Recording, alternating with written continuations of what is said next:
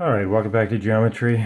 Sorry for the delay. This is about my third or fourth or fifth or sixth or seventh or eighth time trying here. It's not working the best. But anyway, we're going to do what we can. Investigation 7, we looked at that yesterday. We're going to look at that quickly and then do a test review if we can. So I know that these questions on Investigation 7 are sort of vague and nebulous and redundant and all that. But we'll just go down through them quickly. Letter A, in DEF, E is a right angle, D is 45. So if you draw that out, you have a triangle E, angle E is the right angle, angle D is 45 degrees, and DE, this length here, is 1. So then they're asking what is the measure of F? Well, F has to be up here, and obviously it has to be 45 degrees. So the measure of angle F is 45 degrees, and then relate DE to EF, and it says use the converse of the isosceles triangle theorem. You don't have to do that. Actually, you just know that in a 45, 45, 90 triangle, if this is 1, then this must be 1 as well. So you do that, that's 1, and you determined EF already. So DF, you could use the Pythagorean theorem. 1 squared is 1, plus 1 squared is 1, so 1 plus 1 is 2, so the square root of 2, which we knew that already from a 45, 45, 90 triangle. Then give exact values for sine, cosine, and tangent of 45 degrees, which we did already on our chart. But if you just list them out here quickly, the sine of a 45 degree, Oscar has a hold on Arthur, do that, and you will get 1 over the square root of 2.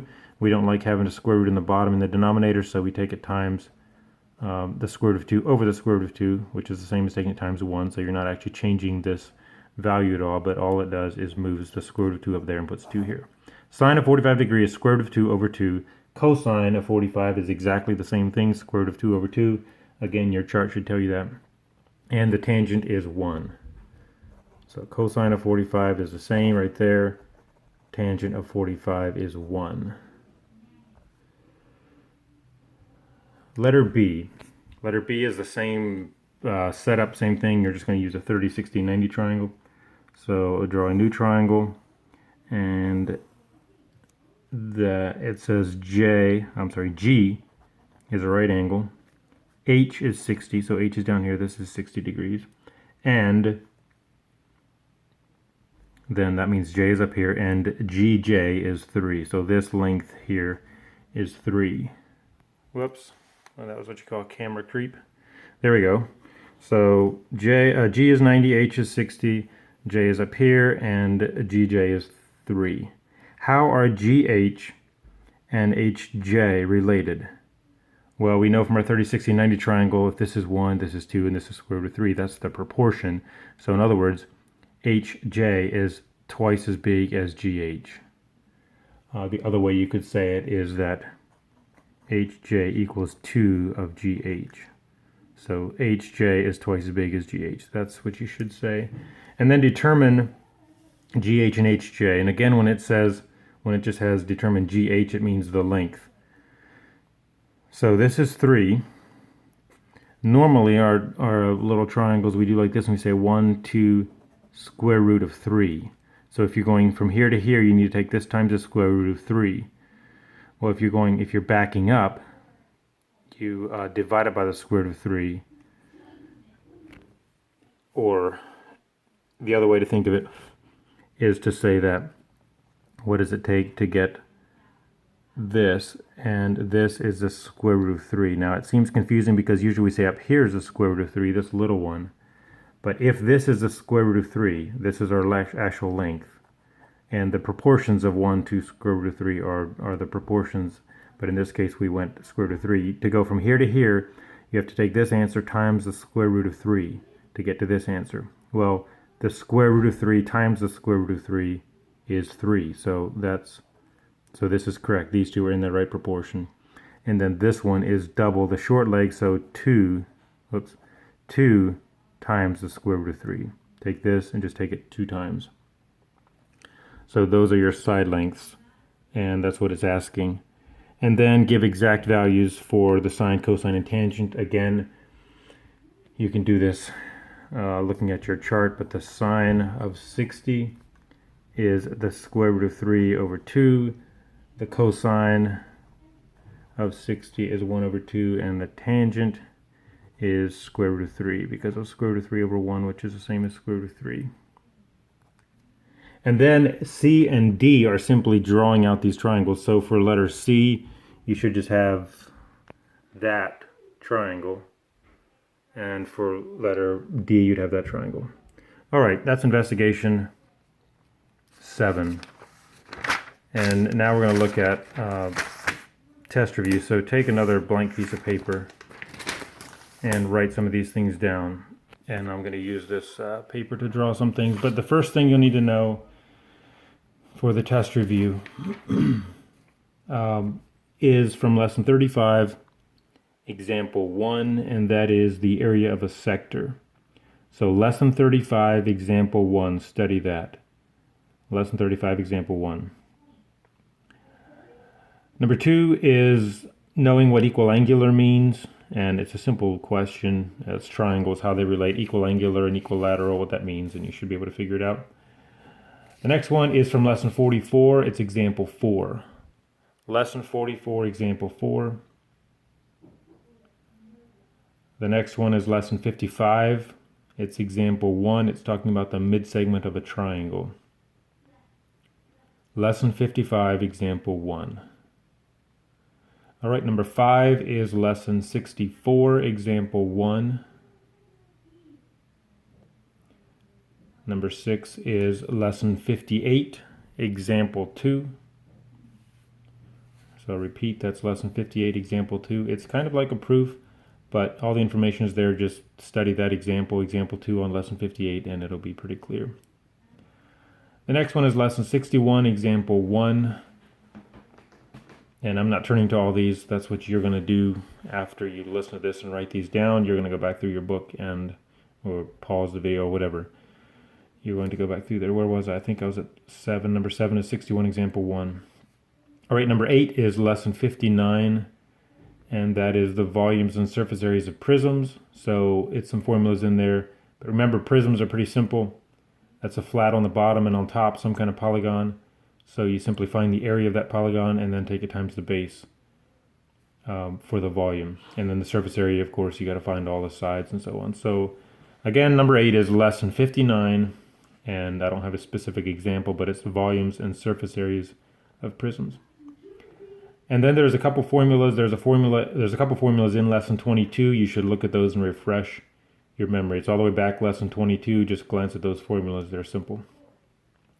Lesson 65, example 1. Lesson 55, example 1 is, again, exactly like a problem on the test. So if you get that, you'll be fine. The next one is lesson 56, example 3. And open your book there. I think we're going to look at this one. Lesson 56. See if I can find it in my book. Lesson 56 and example 3. So it is this one. And this one is actually a little more complicated in this book than it is in the test, and the reason is because this dimension here is 5. For a side length is 5. On the test, this dimension is a even number, which means you don't have to go 5 divided by 2 and so on. You can actually just write a number, so it's a little more simple. I could do I have my other paper here. I could do a practice with that, but we could do like this. So let's just say that there's an equilateral triangle and the side lengths, let's see. Let's say that the side lengths equal, I don't know, I'm just going to make something up, 8. Equilateral triangle with side lengths of 8. And it says use the Pythagorean theorem to find the area of this. So find the area of this triangle, and this is all you have, that this is 8. Well, of course, you need to know the height. Right here, you need to know this distance to find the area. We know that this is 8 down here, and this is 8. So we have the base. The base is 8, but we need to know this height. And if you divide this up into this is a right angle. So bring this triangle, this half triangle, out. And keep in mind that it is only half of the original. So once you find this, you're going to have to take it, times 2 if you find this area or whatever. But this becomes 4. and this is still 8. So you could use the Pythagorean theorem, or again, you know this is a 30, 60, 90 triangle, so 1, 2, square root of 3, that means that this is 4 square root 3. That's what that length is. And it does say give your answer in simplified radical form, so you are going to need to leave the square root thing go. So I would say just stop with that right there. You have 1, 2, square root of 3. So now you know the height is 4 to the square root of 3.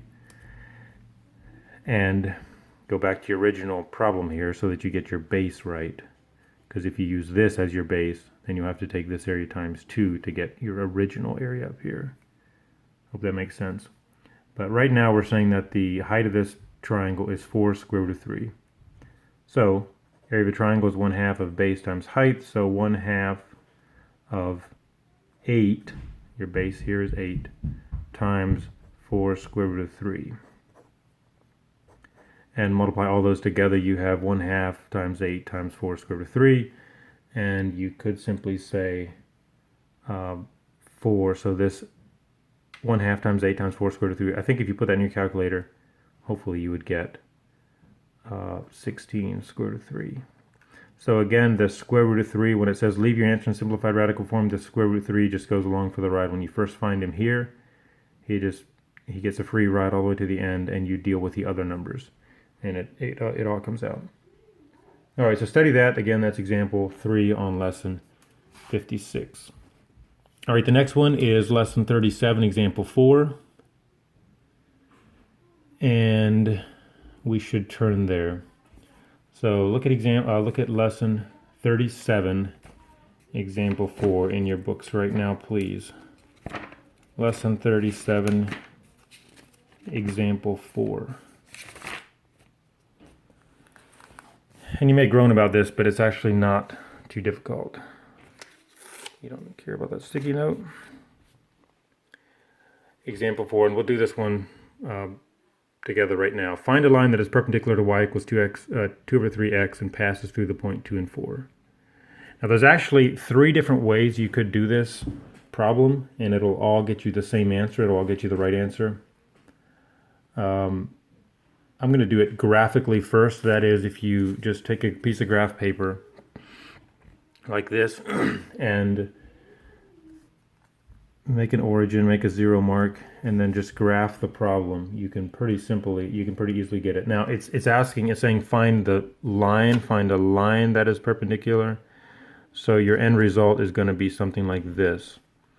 You're looking for y equals mx plus b, that format. So you should remember that thing, y equals mx plus b, y equals mx plus b, and kind of remember that. Anyway, back to the problem.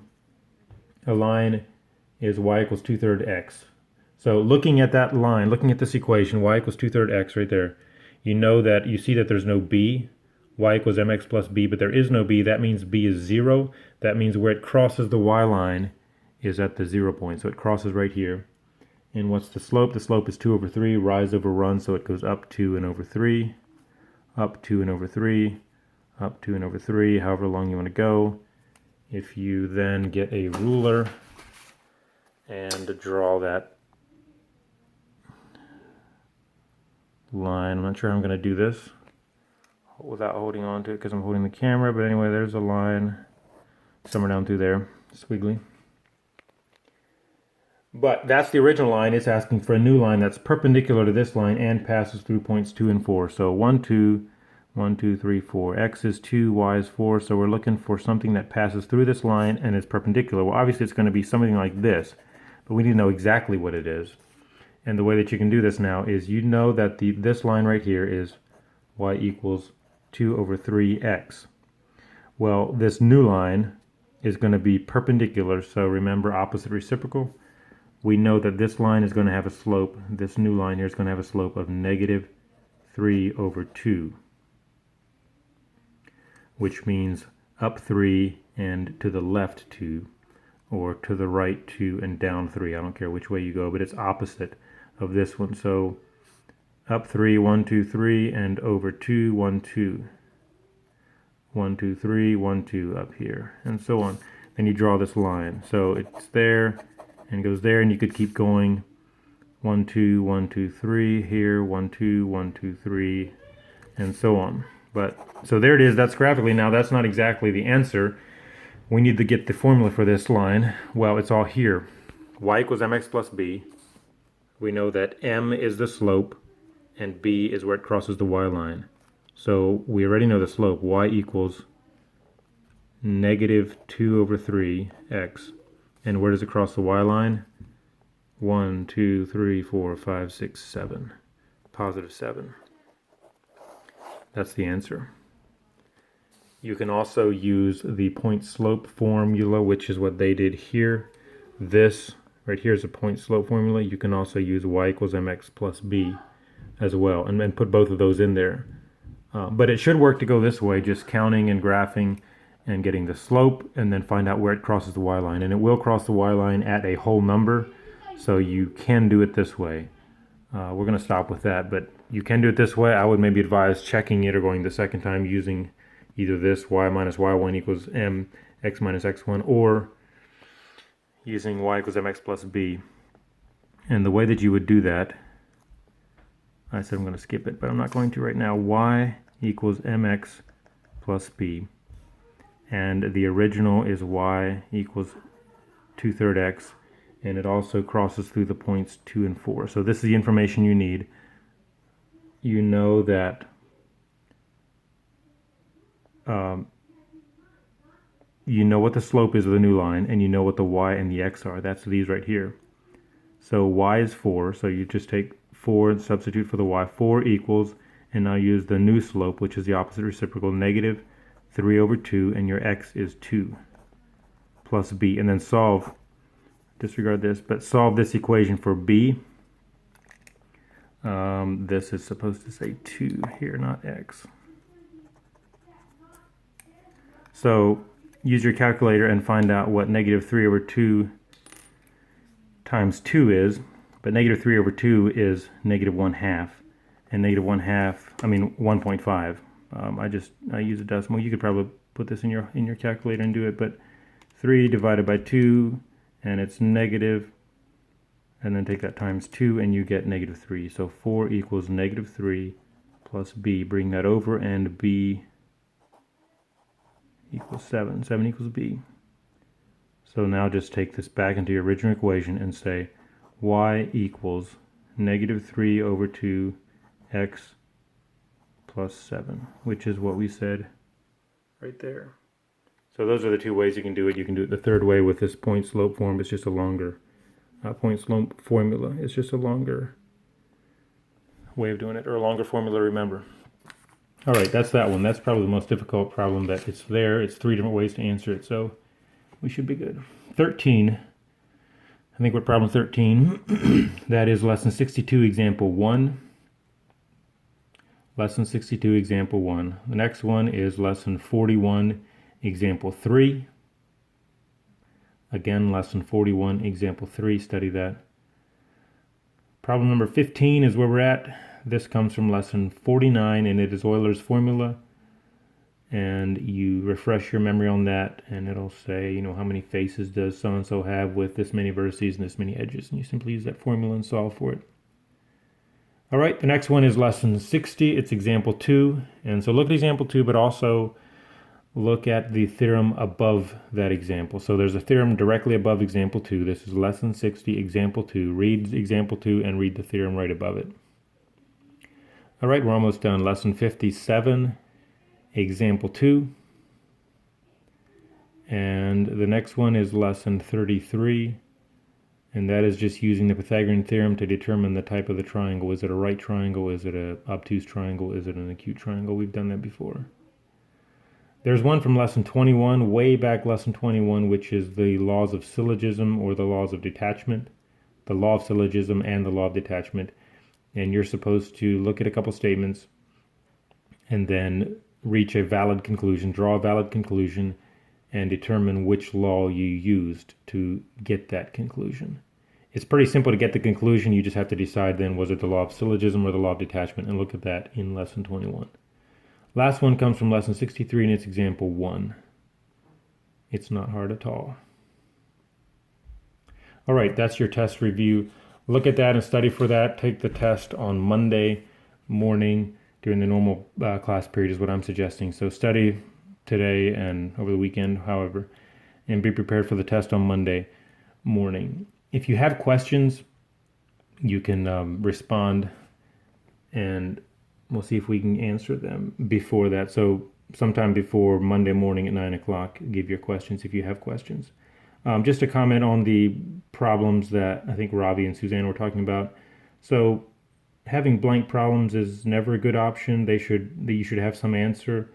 Either do what you can and answer it, or ask a question of your fellow students, or ask me, or whatever. But so, I'm not going to promise an instant response, as you can tell already, but ask the question to me, or call one of your fellow students direct, or message them, or whatever. But we should have answers for all our questions. We should not leave them blank. Hope that makes sense. So we're going to keep working this way and see if we can continue to learn. Hopefully someday we can get back to regular class. I would much prefer that myself. Questions or comments, please leave them in the section below. Oh no, that's not right. Comment via our normal method of communicating here. Any questions on the test, let me know. Thanks.